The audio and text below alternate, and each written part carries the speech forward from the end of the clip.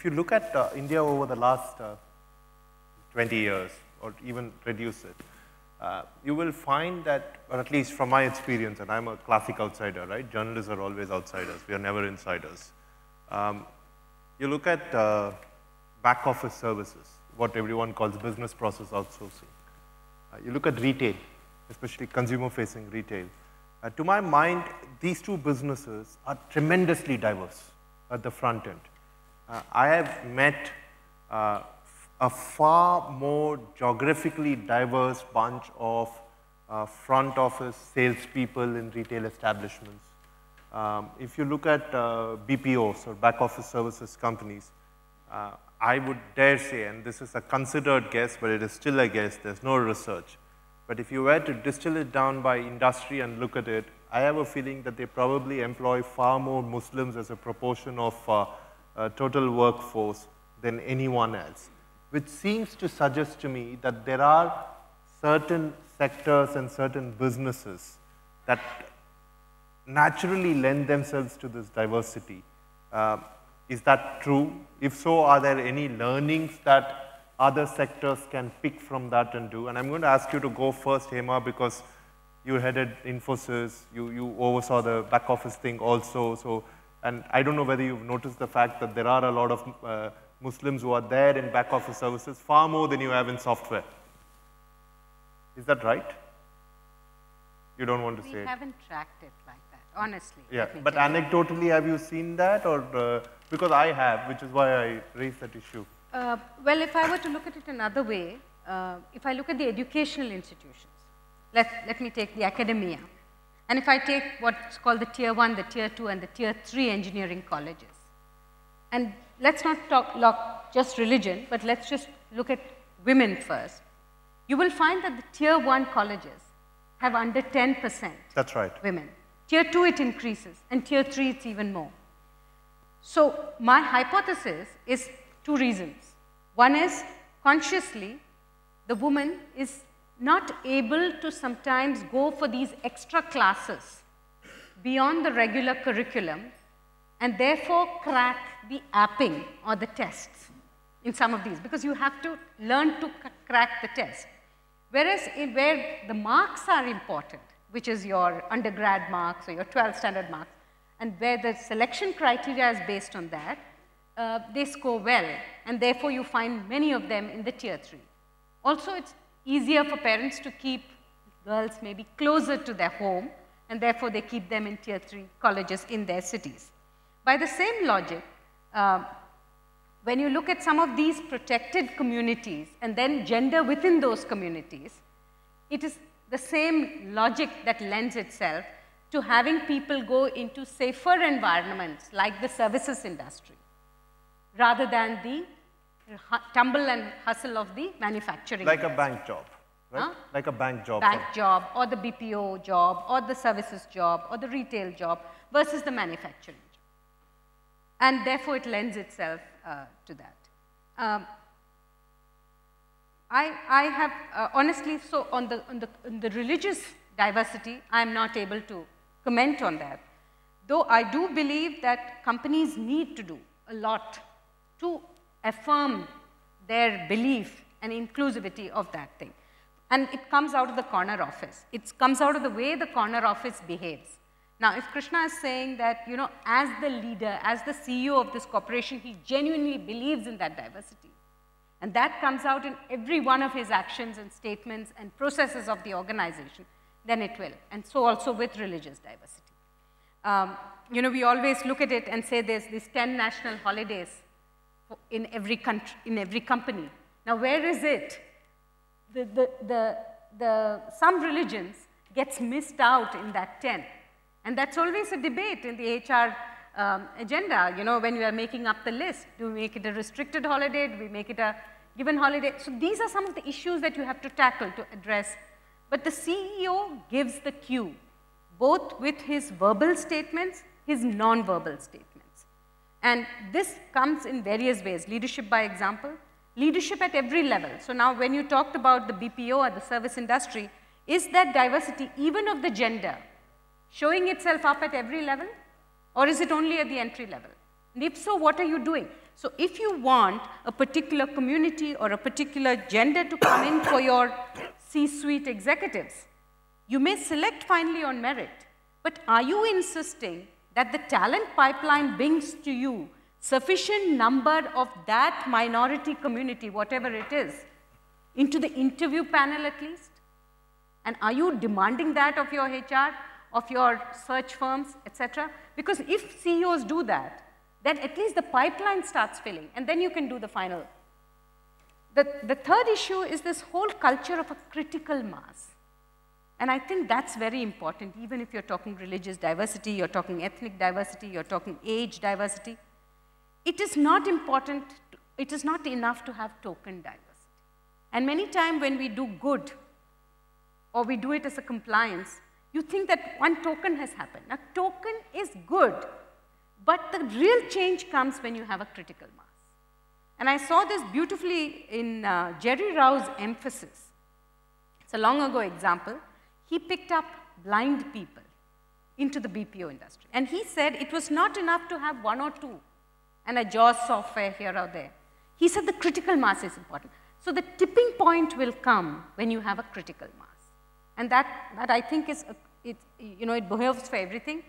50% of course being women customers, etc. Gender is right up there. But if you have to look at the religious, if you have to look at ethnic, if you have to look at age diversity, if you have to look at physical disabilities, we have to focus from the corner office on having a critical mass. Okay, you've given me lots of answers, and you've also sort of jumped into the third part of the discussion where I wanted to really look at supply side issues, as one would call them. So I'm going to try to bring it back and ask Pratt whether he has any comments on whether it's easier to be diverse in a few sectors and far more difficult to be diverse in a few others. And just to clarify, right, I made that point about Muslims and about religious diversity at a larger level, specifically with relation to Muslims, simply because they form a significant proportion of the population, right? And you should ideally see more of them in organized sector jobs, in software, in sales, in FMCG, and you don't, right? And to me, that's a telling example that a lot of these organizations are not diverse. To be sure, it could also be supply side issues, which we'll come to that in a bit. But right. So I think there's certainly sector-specific difficulties in diversity, but I also think it goes back to numbers. So the examples you threw out, BPO and retail, the numbers, the sunshine industries, growth is so explosive. Huge. The numbers are such that that the managers were forced to look at diversity before others. So it's a business requirement, and you have to go back, tap into talent pool. So those particular examples are about numbers. But I also think that the degree of difficulty certainly varies by sectors. For example, if you go to frontline manufacturing, the workforce in terms of gender diversity is certainly less diverse in hardcore manufacturing, in India than I have seen elsewhere in the world. And there you have to be, it's a matter of training and exposure and getting people comfortable and cultural differences that comes here. So it requires much more proactive stance to kind of move the needle on that front. Certain other sectors, for example, aviation, airlines, if you look at the cabin crew, it's naturally diverse from a gender perspective, right? So there are cultural things that pull your way. But I think it's a combination of, business pressure, numbers to get the, staffing done at the quality level you want. That drives diversity. It's also about readiness, the supply side that you talked about. You're going to come back and talk about that, especially in manufacturing. And then there are cultural. There are certain sectors who are naturally diverse, such as the cabin crew I just talked about. Krishna? Sectors. So, again, we've spent a lot of time having these conversations in our management team meeting. For us, so we kind of cluster around, while we play in 28 different businesses, they kind of tend to cluster under the overarching umbrella for us of health and well-being as a company, right? So 3 things, not directly related to just sector alone as a question. So we struggle with on the one axis of diversity of competencies that is important for us, there is no struggle across any of the sectors we play. Okay, so diversity of background, there is always a proxy for a comparable industry that we can recruit from to bring in the diversity of background we need. So that is usually not a challenge. You can find them either in India or outside India and bring them back. And we don't struggle with that. We consciously, I mean, we can look at many elements of diversity. Like Hema was mentioning, I've never looked at, religious diversity, for example. Honestly, it's not even on my mind. I don't think we've ever had a discussion around, the religious profile of our team, etc., and so on. We're genuinely agnostic to it. And so on to many of the other demographic elements, except that we feel we need to do a lot more about gender diversity for us. So we've made a strategic choice that, take one or two. In general, it's about choices for us. No, I know. I'm going to interrupt you there because all of us feel the same way, right? We all see ourselves as completely agnostic. Yeah. But by doing so, and by not looking at religious diversity, so are we missing out on something? That's a fair way to look at it. But for us, it's also the question of, having to make choices and doing something well on the things that we've made choices about. And for us, other than the competency dimension that we need to build competencies to win for the future, we've chosen to focus on gender diversity and do something well about it. We've got a number of initiatives going on it. The sector question I have seen play out because we've spent a lot of time thinking through both the type of roles and functions, but also the sectors that we play in. And we see certain common elements. So we find, I find it more of a struggle in functions like sales, for example, to be able to find, women behind it. I used to live and work in China for 3 years before I moved back to India. And there, on the other hand, 50% of our sales team was women. And my sales head was a woman, etc., and so on. Incredible to see the amount of sales talent we could find in women. Here, it's more of a cultural thing that, and goes back to education, background, a lot of the dimensions that Hema spoke about and didn't alluded to. And I think we struggle in sales, for example. We struggle in customer service as a function, of complex MRI scanners and machines, etc., and so on. But we don't struggle in finance. We don't struggle in the classic HR functions, etc., and so on.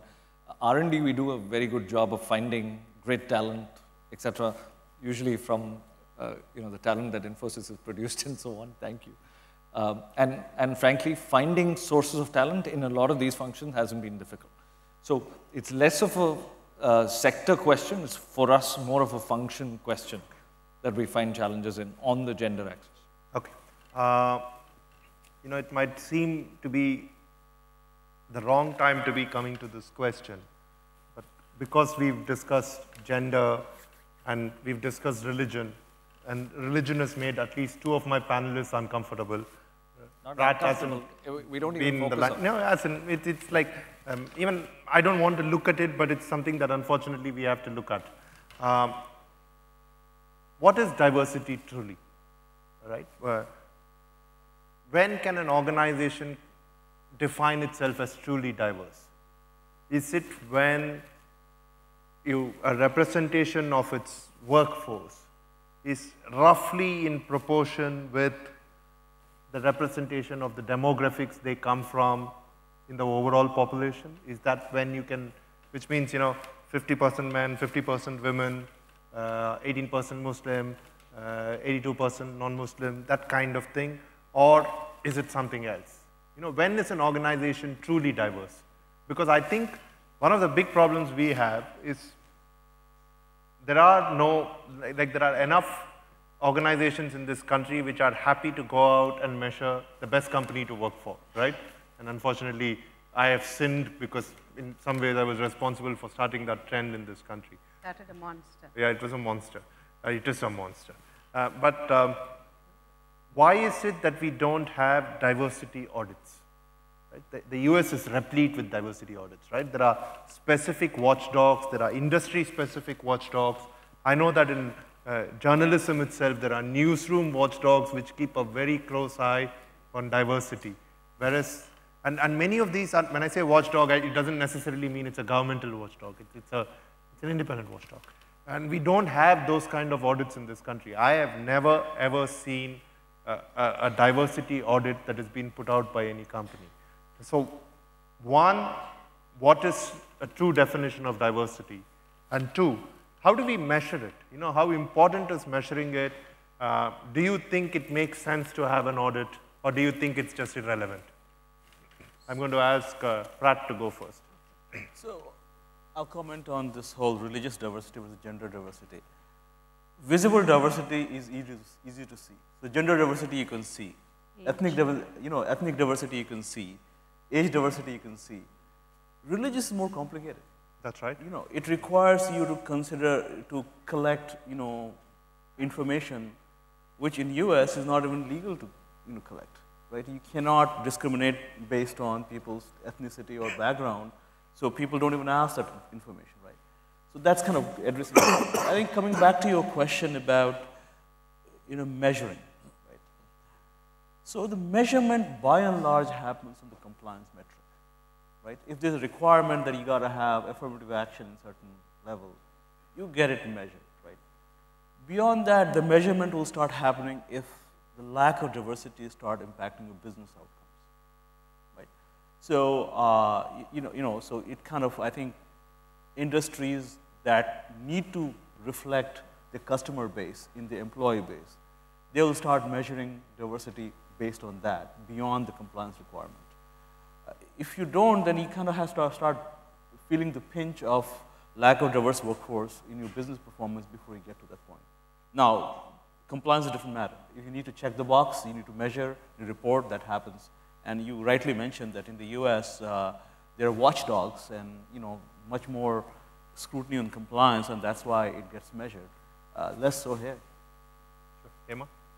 See, when you define diversity as metrics and numbers and a microcosm of what is the population, I do believe that you will reduce the argument to the concept that diversity finally is a statistic. I would truly consider a diverse organization which is inclusive in its mindset, which means it genuinely, in some cases, does not bother about what a person is, or a man or a woman is, but what they contribute, and encourage and provide an environment which allow differences to flower. So it becomes much more qualitative, because otherwise it's in the letter, you may lose it in the spirit. And therefore the measures, you have to do the hygiene, you have to have some kind of numbers. You know, America is very much more compliance driven, Europe is much more, I think, balanced in the way it looks at diversity, and as you go east, it's almost non-existent. But I would think that if you have qualitative questions, whether it's in your employee satisfaction survey, whether it's in your exit interviews, whether it's in the way people rate the way they were interviewed, they were inducted, how their appraisals went, if you track and do the analytics on things like career paths and see whether there is a balance in this, you pick up the real essence of inclusivity in the organization. It's not easy to do. You have to correlate, you have to do a lot of analysis, and you have to have the underlay of the basic data, but you have to find out whether the soul of the organization has inclusivity. And if you don't do that, you will still have the compliance-related stuff, and you may tick the boxes, and you will have it in letter, but not in spirit. Krishna, what's your view? I absolutely resonate with what Hema just mentioned on statistic versus factor. We do actually track a couple of things in how we evaluate our leaders and so on.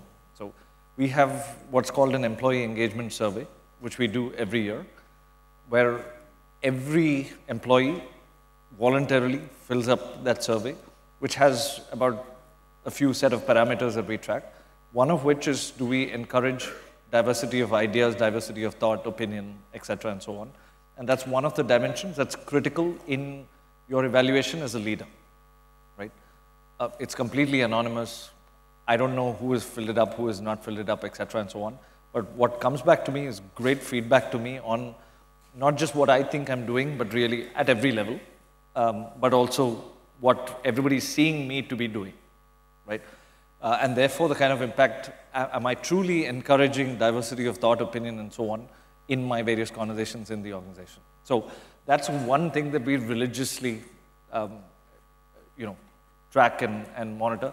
And a lot of our evaluation as people, leaders, and so on really happens based on the feedback from the employee engagement surveys that we do every year.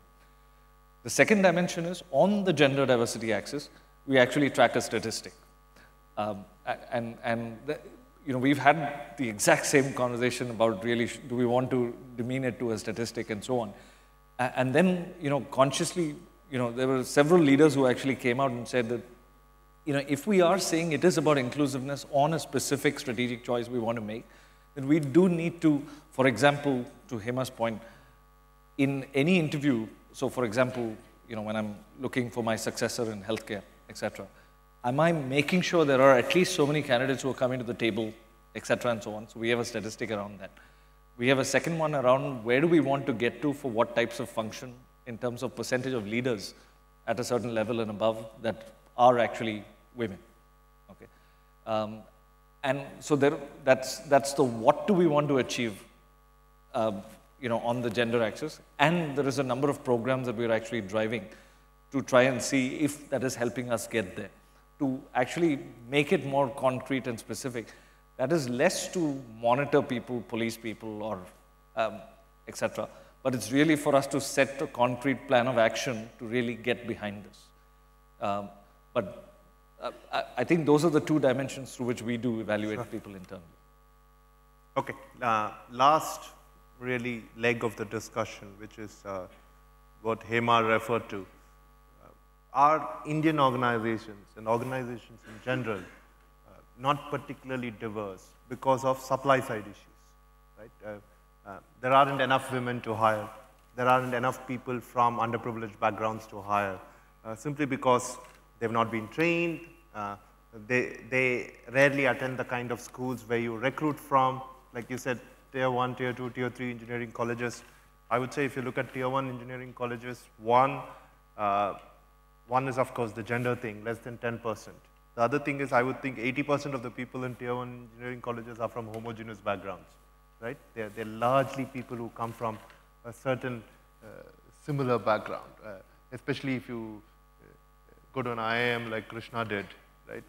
Or Hema did. There is a fair amount of homogeneity in the kind of people who go there. And organizations which are hiring from a certain pool of people can always say that it's a supply side issue. The pool that we hire from is not diverse enough. So within that, we can try to be as diverse as we can. So one way of looking at it is to ask the question as to whether these companies need to really get involved in expanding this pool itself, right? So. Yeah, and I think many organizations are doing it. For example, if you take the Google example, for example, I think they're doing several work on this. They're identifying role models within the company and then asking students to see those role models and then kind of emulate themselves in that thing. The other aspect of diversity, I mean, while, as Pratyush said, some of these dimensions are not visible and we've not tracked it because we've kind of stepped back and said, no, it's not sensitive to track it. But if you take from different states, the diversity from different states which comes into some of these companies today is huge. So even if somebody is going into, say, the hardcore southern states, so to say, or, say Chennai, for example, which has had a very homogeneous kind of working population, now because of some of these industries, you find people coming from all parts of India. And therefore, a lot of inclusion in the way the menus are designed in the canteens, the way the entertainment programs are managed in the, guest rest houses or the hostels for the trainees, so to say, all of that. So across different parts of India, that diversity is quite apparent. And companies are going all over to get that talent and bring them from Northeast, Northeast and the North, the West, all of those. So I think that we are seeing. Also, even if you look at some of the tier 1 and tier 2, maybe I combine both the tier 1 and tier 2, and you see some of the key initiatives which foundations are picking up in terms of innovation. You have this whole group of people who are coming out of Bihar, who are cracking the IIT exam. So it's not the traditional, the people cracking it in Kota or in some cities in Hyderabad and Andhra Pradesh, but you have pockets like this now coming out of different parts of people. And because the vernacular has also been used as a medium for the examining, and that diversity has automatically widened. So I think there are several initiatives happening. It may be happening on some dimensions of diversity and not enough on other dimensions of diversity. I think analytics has to be used to see which is the ones that are lagging behind, and then companies will have to take action. But I think gender is something everybody is focused on. Age is something everybody is focused on. State diversity is everybody is focused on therefore language probably as a dimension. And of course, I think physical disability. So you're saying that there is really no problem with the supply side? I think not, if you put enough effort. Now, I know companies, for example, they're saying employee referral program. If you refer a person who is from our identified diversity or inclusivity strain, then you get more. Okay. See, what gets measured gets done. And if, again to my point, that if the corner office insists on it, it will get done. But if it is lip service, it will slowly get buried. Totally agree. Yeah. Pratyush? Well, on this point, I might differ with him a bit. I think there is a supply side constraint on this. It's not just in diversity. It's, McKinsey did a study, of number of graduating people and employable people. That's right. There's a steep drop from graduating to employable people. But when and then you outlay the diversity metrics on top of that, the problem becomes even more acute, right? So we have certainly experienced the supply side problem. And in fact, we are proactively addressing that by partnering with National Skills Development Corporation and creating a Boeing finishing school for frontline, workers for, let's say, aerospace industry. I'm talking about manufacturing. And so there, we're trying to be careful about diversity in the intake, because the outtake will be a result of what the intake is, right? So I think, we have to think about supply side very, very consciously and carefully if we want to solve the diversity problem in the workforce.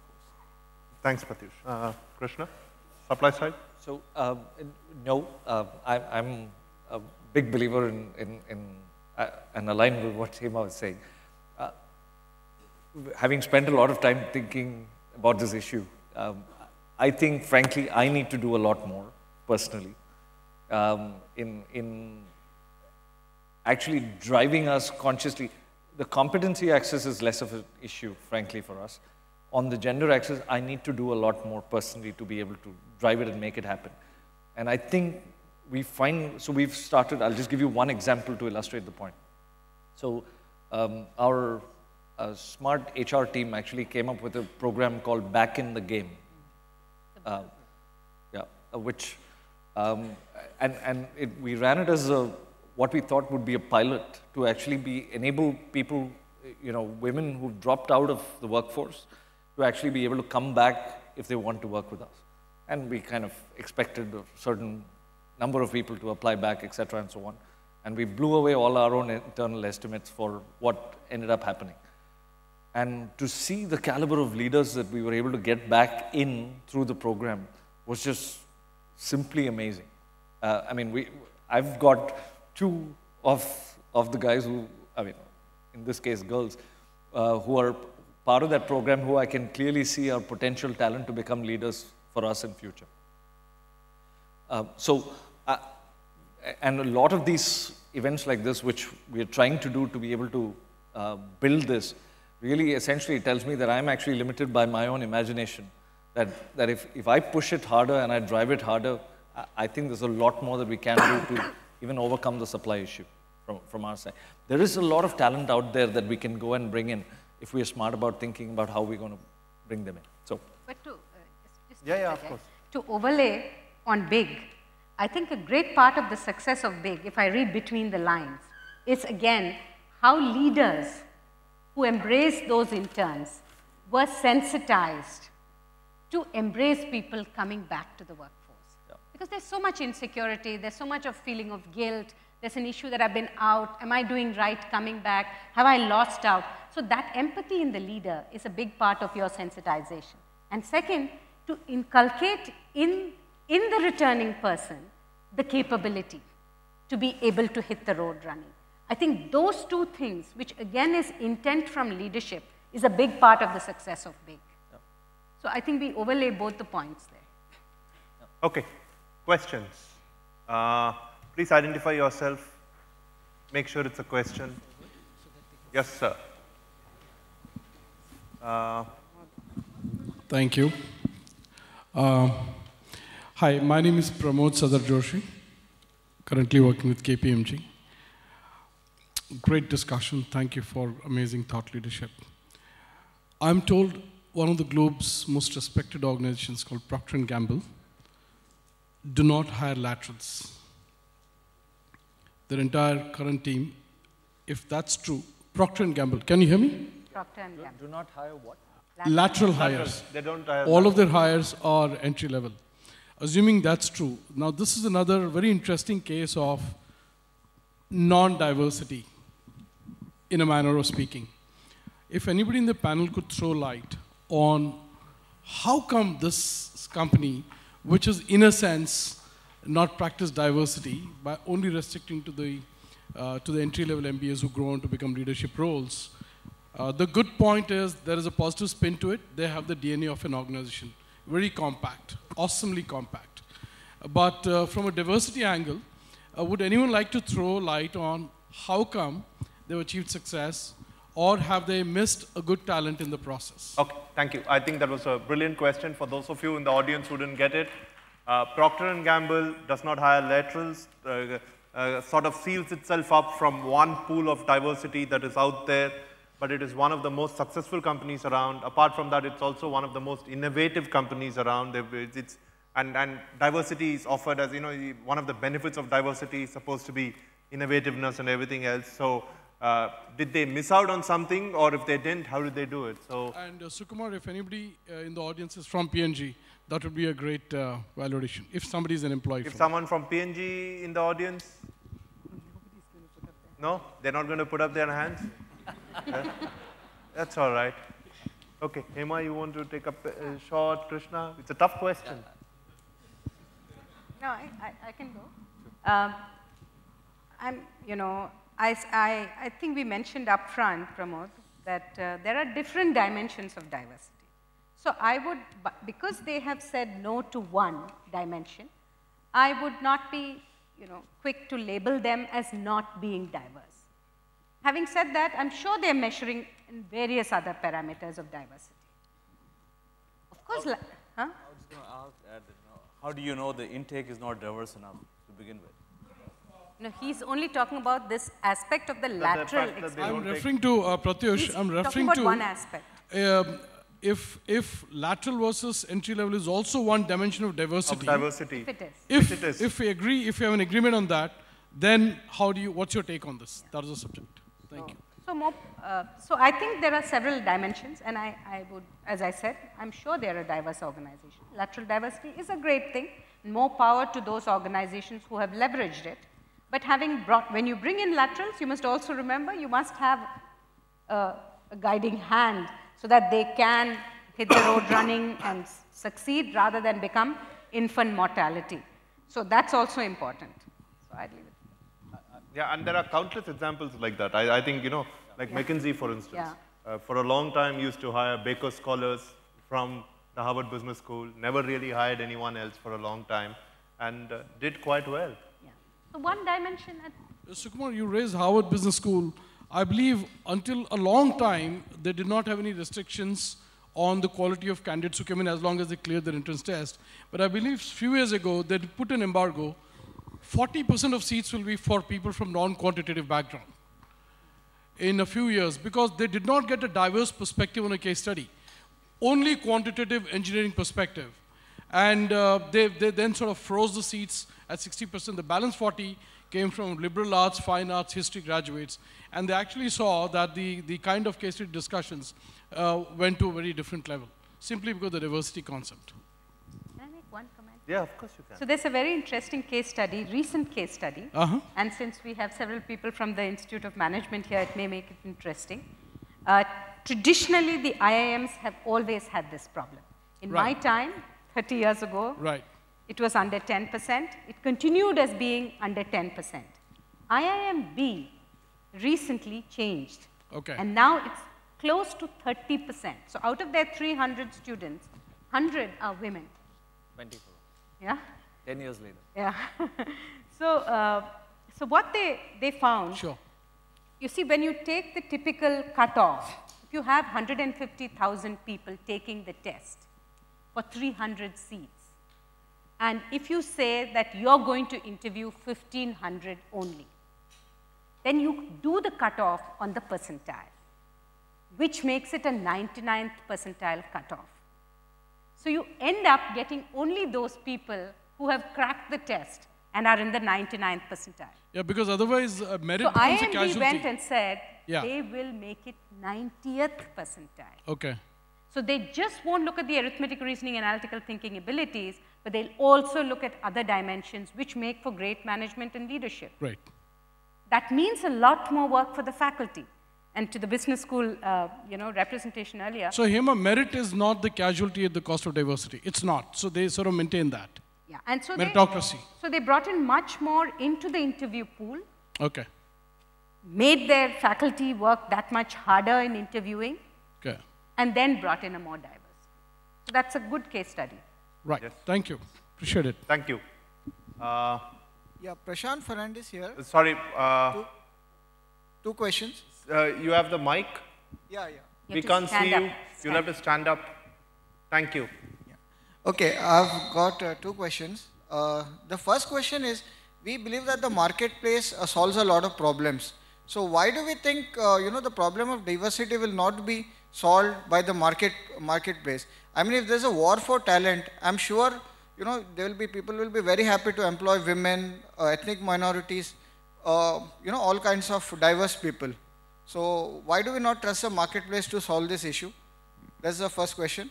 And second question, some people, some panelists did mention that if you go to the IIMs and all, some, diverse like women, etc., may not be able to get into IIMs because they are not able to take special classes because of family reasons, social reasons, whatever.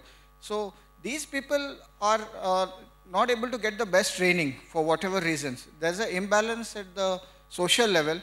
So how can a company correct some imbalance which has been created at a social level itself?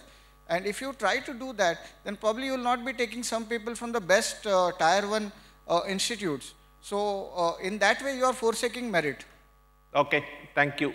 His first question was that market forces would solve the problem because there's a war for talent out there. So why are we losing sleep over diversity when the market will solve that? So does anyone want to go on that question? Yeah, I mean, I think I would just relate it to what Pratyush was saying earlier on the doing well versus doing good dimension. I think the market forces take care of the doing well part of the equation, in my observation, at least as far as the companies that I've worked at are concerned. But on the doing good bit requires a little bit of leadership, in my view, to ensure inclusiveness. And I think if you're a leader, there's no one way about it, because there are good examples to both ways. But if you're a leader that believes that doing good helps ultimately, then you want to actually lead beyond what just market forces is doing to be able to accelerate that. I would simply say there is an assumption in that statement that markets are efficient. Correct. It is not, right? It's the fact that both supply side, we don't have a diverse population. We got to have work to make sure that there is diverse population. And then once you take intake, we have to be conscientious about making sure that the diversity reflected in your workforce. So the efficiency of marketplace is not there in this case. His second question was that why should a company focus on addressing what is fundamentally a social problem, right? No, what should they do to correct No, the no, social problem? why should they? Not what should they do, why should they? No, what I meant is it clashing with merit? Yeah, which is the third supplement which you sort of slipped in. We'll come to that in a minute. But I think we discussed that. yeah, we discussed the fact that, you know, so the social Why? one Why is, we need yeah, diversity. and the third one is this old meritocracy argument that diversity clashes with meritocracy. Does one of you want to demolish it, or shall I be rude about it? Huh? No? You should just. I think it doesn't clash. You must encourage the pipeline to be as diverse as you can.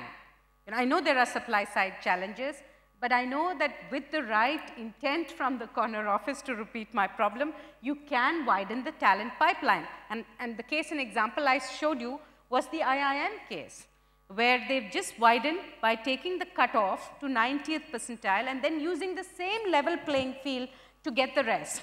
So just one change in a data point widened the pool and brought different people in. But having said that, merit should win. So I just, one layer, you know, which I would add to that, or the nuance is, you know, it's a question of short term versus the long term as well. That there are certain things which may demolish value creation or whatever in the short term, but there's also a structural shift you want to drive in the long term, you know, and that's a decision that's where leadership needs to step in to ensure inclusiveness if you believe that structurally that will help you. So I just wanted to add that one dimension.